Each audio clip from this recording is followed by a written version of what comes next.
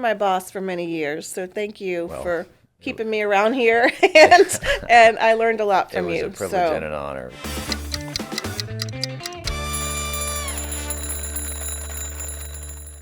Hey, y'all, we've got a very special guest in the house. In fact, this is actually her house, 2020 St. Charles Avenue. We have Kelly Schulz, Senior Vice President for Communications and Public Relations for New Orleans and Company, instrumental in the promotion of our city and someone who I've had the pleasure of working with for many years. Kelly, welcome to the show. thank you for having me. It's great to see you. You too. You always have a bright smile, and when people see you being interviewed, they know everything is okay. Well, I hope so. We try and be optimistic as much as we can. You are very optimistic. Speaking of optimistic, we've just been through some major festivals in New Orleans, but it doesn't stop there. What does the summer and fall look like for New Orleans tourism? Well, hopefully we're going to see a continuation of the momentum that we've seen so far in 2026. If you think about it, we started with an Allstate Sugar Bowl that was sold out. Great for the city. Very large, successful, safe Mardi Gras season. We've had new events like Rockin 1000, Hondo Rodeo, Savannah Bananas. Many, many big medical conventions have been in town. Very successful French Quarter Fest and Jazz Fest. And now moving into the summer, which, we have Sail 250 will be a great way to kick off the summer to celebrate America's 250th birthday. I know you're very, very involved as the leader of that project for us. We'll have World's 50 Best here, some of the best chefs in the world and judges for that competition. Yeah, let's talk about that particular event. That's relatively new.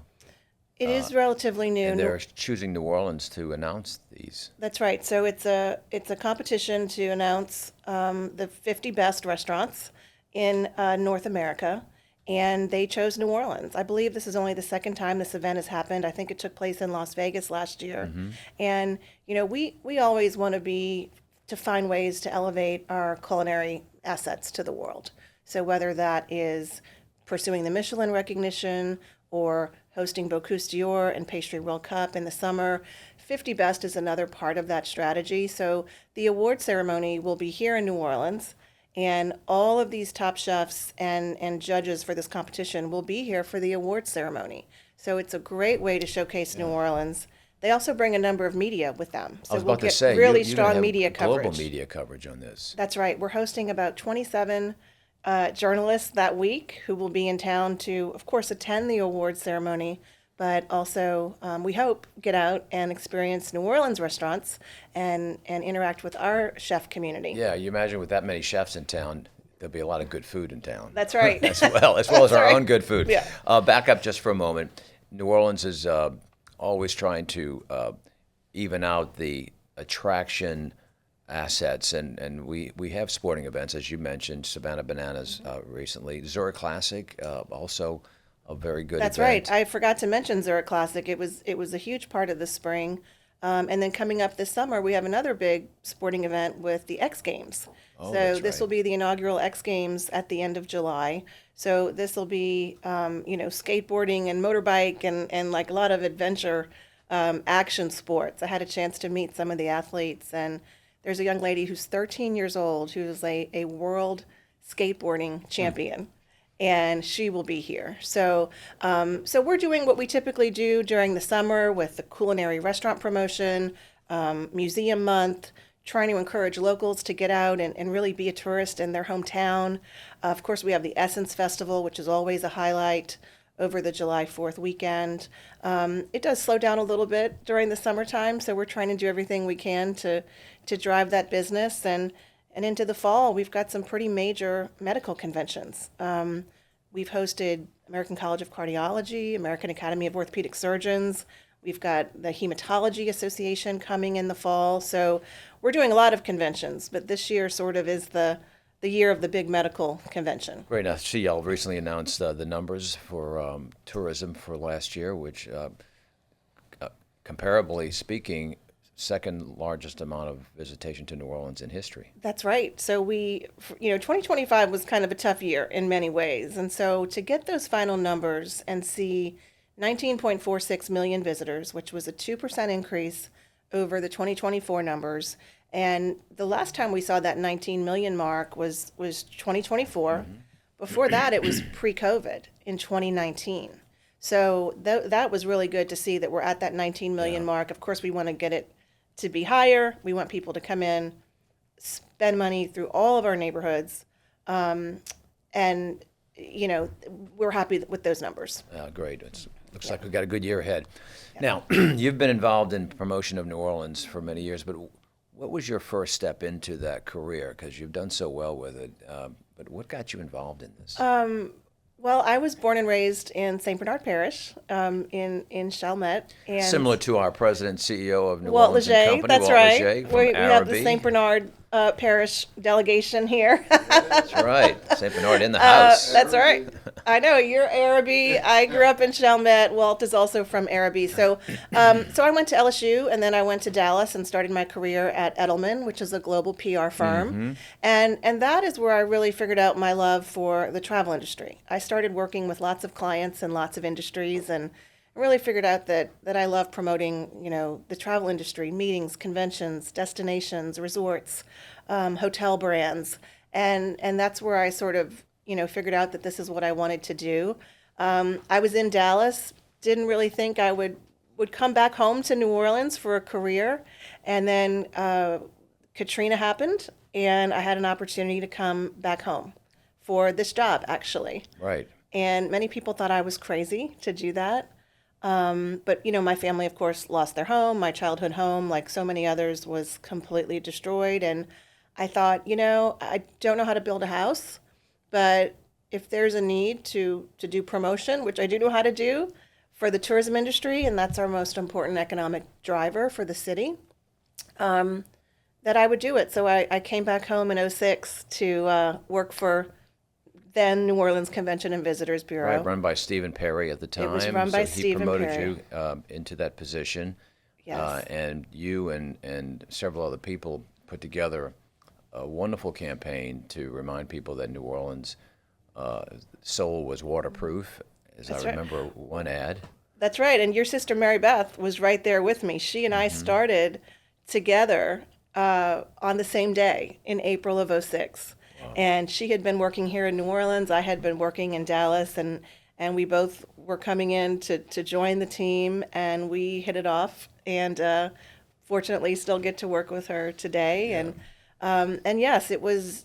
There was no model. There was no case study. There was no one we can call and say, when your city was 80% underwater, how did you rebuild a $10 billion tourism industry that employs 80,000 people and is responsible for 40% of the city's operating budget, when the whole world was seeing nothing but death and destruction and terrible images on television all over the world? And so we had to slowly figure out how to respectfully and appropriately invite people back to New Orleans and remind them that the neighborhoods like mine, where I grew up, were destroyed, but the heart of the city was still intact. Mm-hmm. And we were, at a certain point, able to welcome back visitors, and that we needed those tourist dollars to come back into the community so that we could recover. And that was a very interesting way that you put together what became known as voluntourism. Mm-hmm. Talk to us about that. So, Katrina is one of those things where you see the best of humanity, I think. You see a lot of bad things, but you also see the best in people. And people wanted to come and help. They wanted to come to New Orleans and help. So we saw church groups, student groups, groups of friends just coming here and saying, what can we do? Can we help someone gut their home? Can we perhaps clean out a library or a church or school? Can we help rebuild a park? And so it became known as voluntourism, and it's still happening today. We still connect groups with community service opportunities, but back then it was particularly meaningful. And of course, we appreciated these visitors for coming in to help rebuild the city. They also were bringing their tourist dollars and tax revenues into the city. They were going to get a good plate of red beans and rice while they worked with Habitat for Humanity or That's whatever. right. Yeah. They would stay at a nice hotel and eat red beans and rice and then go out to the work sites. And fuel for the soul. So yeah, that volunteerism was very important. We saw it from corporations like Merritt's and Christine Duffy were one of the first groups to come in. help rebuild City Park. So it gave them meaning, and they felt good about helping rebuild this Yeah. great American city. And then it helped us as well, and we appreciated it so much. Yeah. So you do your work, and then you have this tremendous opportunity to take your talents up to Memphis with a very famous hospital. Talk to us about that. That's right. I came home to New Orleans to try and help rebuild the city, and 8 years later, I received an unexpected opportunity to go to Memphis, Tennessee, and work for St. Jude Children's Research Hospital, or ALSAC, which is the fundraising and awareness organization for St. Jude. And I actually went to work for the woman that was formerly my intern at Edelman in Dallas from 1998. You trained well. I mean, her name is Emily Callahan. She's incredible, and we kept in touch. And she said, "Hey, I have this job opening," and I thought, okay, all of my experience is in travel industry, but I could talk for hours about the mission of St. Jude, which is to treat children with cancer and other life-threatening illnesses. They do it without charging the family any money. The funds are completely covered by donors. It was life-changing to be around that mission and to be part of helping raise the funds and the awareness to operate the hospital. You think you're having a bad day, and then you meet a 5-year-old kid that's a cancer survivor. It definitely puts things into perspective. Yeah, I bet. And I love Memphis. People were like, "Why are you going to Memphis?" And Memphis is a great town. It reminded me of New Orleans in many ways, and there are great people and great food and great culture there too. So That's great. Well, thank you for your work there, for sure. thank you. Speaking of New Orleans, growing up in this area, I got to ask you, what was your very first memory of the French Quarter? Oh gosh. I had a friend whose dad worked at the fire station off of Decatur Street. Oh, yeah. And so I remember as a kid or as a teenager, going to the French Quarter to kind of explore, and we would park our car at the fire station with her dad, and we got to know all of these New Orleans firefighters who were some of the most amazing humans on the planet. I think I have such respect for all firefighters, but I remember that. But growing up here, I'm always so envious of our visitors and those who come to the city and experience it for the first time, as an outsider, Yeah. because we never really had that growing up here. So that's what I love about this job, is that we can watch people's response Yeah. to the city for the first time, and Excellent. watching them articulate that is a lot of fun. Yeah, very good. Tell me the number of things that y'all touch each and every year with the work that y'all are doing. How many like reporters are you talking to? How many stories are you placing? I mean, I know you'd like to track what you do, but give us an idea of what the staff is doing Well, each and every day. New Orleans & Company is a sales and marketing organization. It's also a membership organization. So we serve about 1,100 member businesses in the community. Our job is to drive business to them. The PR team specifically, our job is to get good media coverage about New Orleans out in the world that will hopefully inspire people to visit us. And our team, with me and Mary Beth and 3 other full-time people, we place over 1,000 stories a year in news outlets, locally, nationally, internationally. We love to bring journalists into the city. During festival season, for example, we flew in journalists from Australia, Spain, United Kingdom. We take a lot of time and effort to understand them and their audience and what they want to do in New Orleans, or maybe they don't know and we recommend what they should do. And then they go back home and report on their experiences. And that third-party validation and that storytelling is really powerful. So we, want to do everything we can to get good news out about the city, whether that's the new Riverfront Park or Michelin stars or plan a trip for Essence Festival this summer. Our team does a really good job at getting those good news stories out, and hopefully that tracks with the visitor numbers and getting people to choose New Orleans over other cities. Right, and you've done this both for print, but also broadcast. You've brought the Today Show in, Yes. CBS Sunday Morning, ABC Good Morning America, I mean, Fox, so forth. I mean, it just goes on, and each of those opportunities help tell the story, and y'all do it so well. Absolutely. And, you know, we have a great team. And yes, I mean, in 1 year to have CBS Sunday Morning, the Today Show, and Good Morning America, which your sister Mary Beth led all of that for us. And it's incredible. And we don't take it for granted.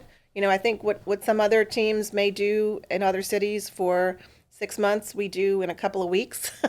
So there is, you know, we promote every festival, every event, every convention, every member business.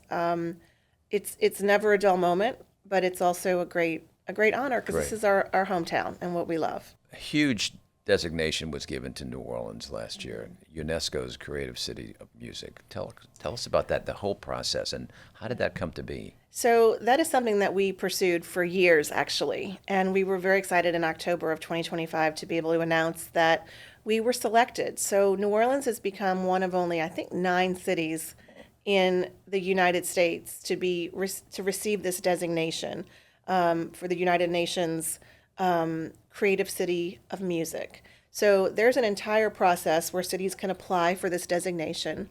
There are designations for music, for literature, for food, for World Heritage sites.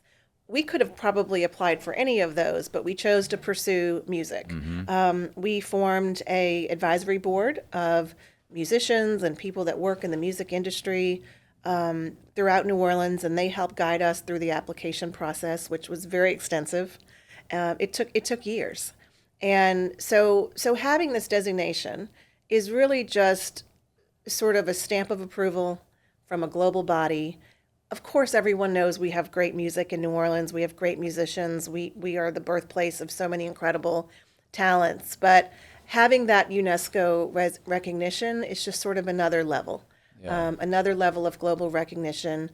In the restaurant industry, it's similar with Michelin.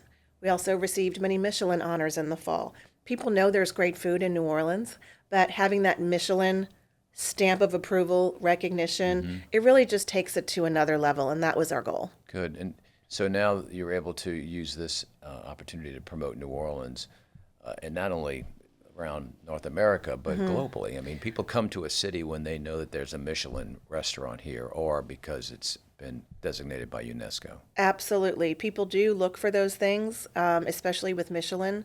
The Emeralds debuted on the list with 2 stars, which is unheard of.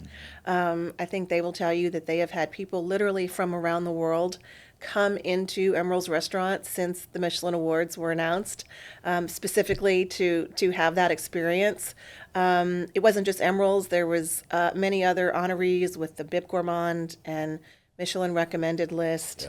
Zazu and Saint Germain each won 1 star. So you know, everything we're trying to do here is take New Orleans culture, get it to a higher level, bring it to the world, have that third-party expertise and validation. And so that's why UNESCO and things like Michelin and others are so important. Very good. Thank you for that explanation. Sure. Well, thank you for what you do each and every day.